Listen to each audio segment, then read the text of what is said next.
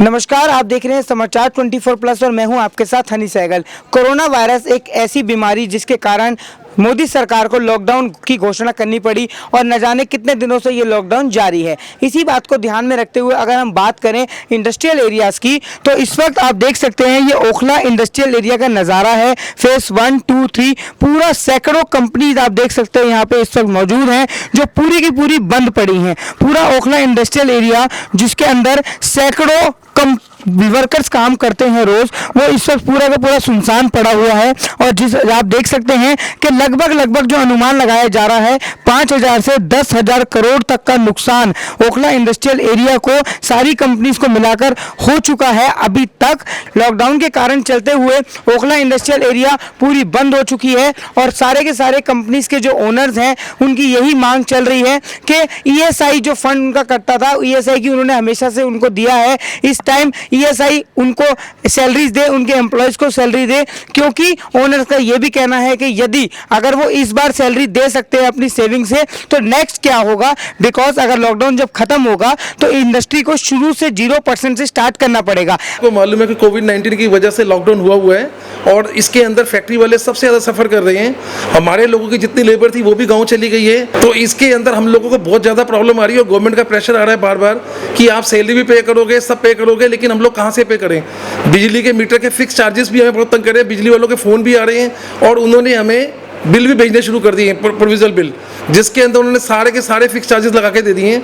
हमारी गवर्नमेंट से ये डिमांड है, ये रिक्वेस्ट है कि जितने भी इस टाइम के चार्जेस हैं ये सारे चार्जेस वेव ऑफ किए जाने चाहिए, क्योंकि हमें तो पता नहीं था कि लॉकडाउन आ जाएगा। एकदम लॉकडाउन आ गया हम पे, और लॉकडाउन लाना ही बहुत जरूरी था, नहीं तो प्रॉब्लम हो जाती। वर्किंग कैपिटल के सारे पैसे हमारे लोगों के मार्केट में हैं। दूसरी बात ये है कि जितने भी फैक्ट्री वाले हैं इन सब ने ईएसआई अपने एम्प्लॉयज़ का पे करते हैं। ईएसआई का मतलब ही इंश्योरेंस है, एम्प्लॉय की इंश्योरेंस है। जो मेडिकल पीरियड होता है उस मेडिकल पीरियड के अंदर ईएसआई वाले उसका ट्रीटमेंट भी करते हैं और उस टेन्योर की उसको सैलरी भी देते हैं। तो कोविड-19 तो एक बीमारी नहीं, महामारी है और इसी की वजह से फैक्ट्रियाँ बंद है। तो इस टाइम की सारी सैलरी ईएसआई को पे करनी चाहिए और ईएसआई के पास इसका फंड भी पड़ा हुआ है। अगर वो चाहे तो वो पे कर सकती है। फैक्ट्री वाले को पे बहुत मुश्किल है, पे कर ही नहीं सकता सर, जो मर्जी हो जाए पे कर ही नहीं सकता। जो गवर्नमेंट ने अभी अनाउंसमेंट करी थी कि बैंकों की जो ईएमआई है वो 2 महीने के लिए उसको आप एक्सटेंड कर सकते हो, किसी बंदे को हम वो उसमें नहीं गिनेंगे कि वो डिफॉल्टर है। लेकिन वो 2 महीने की, अगर सपोज मान लो मेरी किस्त 5 लाख महीने की है और मैंने 2 महीने पे नहीं करी तो वो 10 लाख बनते हैं। बैंक वाले कह रहे हैं वो 10 लाख के बदले हमें 35 लाख की इंस्टॉलमेंट भरनी पड़ेगी, जो कि 7 महीने की इंस्टॉलमेंट हमारी लास्ट में जाके बढ़ जाएगी, जो इतना हाई रेट ऑफ इंटरेस्ट हो जाएगा कि फैक्ट्री ही बर्बाद हो जाएगा। वो पॉसिबल ही नहीं है। अभी कुछ भी नहीं कह सकते कोविड-19 के बारे में कि आप ये लॉकडाउन 2 मंथ का है, 3 मंथ का है या 6 मंथ का है।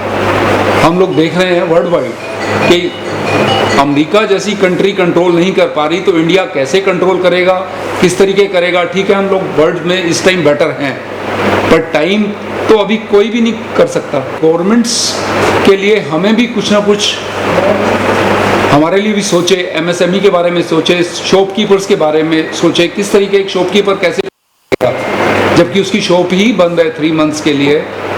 रॉ मटेरियल लोगों के खराब हो गए फैक्ट्री के अंदर ही। बाजार में पूरी साइकिल रुकी हुई है और गवर्नमेंट को इस समय वर्किंग कैपिटल के लिए भी 2% रेट ऑफ इंटरेस्ट पे फैक्ट्री वालों को पैसे देने चाहिए। अगर गवर्नमेंट पैसे नहीं देगी तो गवर्नमेंट को फिर हर महीने 1,70,000 करोड़ का पैकेज लाना पड़ेगा, क्योंकि एमएसएमई इंडस्ट्री तो बंद हो जाएगी।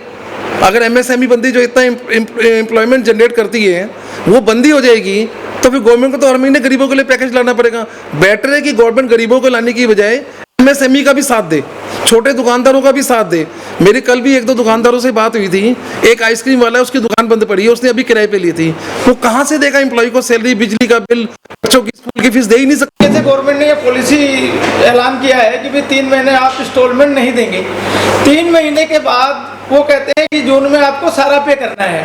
तो पहले ही जो है पूरी तरह जो है काफी खराब स्थिति में है, तो वो 3 महीने का बर्डन इकट्ठा वो जून में कैसे दे पाएगी। जब हमारे पास पैसे आएंगे नहीं, हम काम कर ही नहीं पा रहे हैं, तो वो जून में कैसे पे कर पाएंगे और वो 3 महीने की एक साथ हम कैसे दे पाएंगे। इसके लिए एक तो रेट ऑफ इंटरेस्ट हमारा 0 किया जाना चाहिए। तो उस टाइम की स्थिति को देखते हुए कि इंडस्ट्री क्या संकट है, उस संकट से गवर्नमेंट को बहुत पॉजिटिव कदम उठाने चाहिए। आज मेडिकल इमरजेंसी देश के अंदर है तो आज स्टेट इंश्योरेंस को उठ के आना चाहिए और जो हज़ारों करोड़ रुपए फंड पड़ा है उसके अंदर वो सैलरी के तौर पे देना चाहिए एम्प्लॉयज़ को। अब उन्होंने बोल दिया है फैक्ट्री ओनर एम्प्लॉयर सैलरी दे, कब तक? 31 तक का आप नोटिफिकेशन दिया, हमने दे दिया, हमने नहीं मना किया। अब पूरे पीरियड उसने काम नहीं किया, हमारी पेमेंट मार्केट से आ नहीं रही है, तो हम पैसा कहाँ से देंगे? अब क्या तो गवर्नमेंट हमें लोन दे और 2% रेट ऑफ इंटरेस्ट पे वर्किंग कैपिटल दे, गवर्नमेंट उसके बारे में कोई आर्थिक पैकेज नहीं लेके नहीं आ रही, बहुत समस्या है।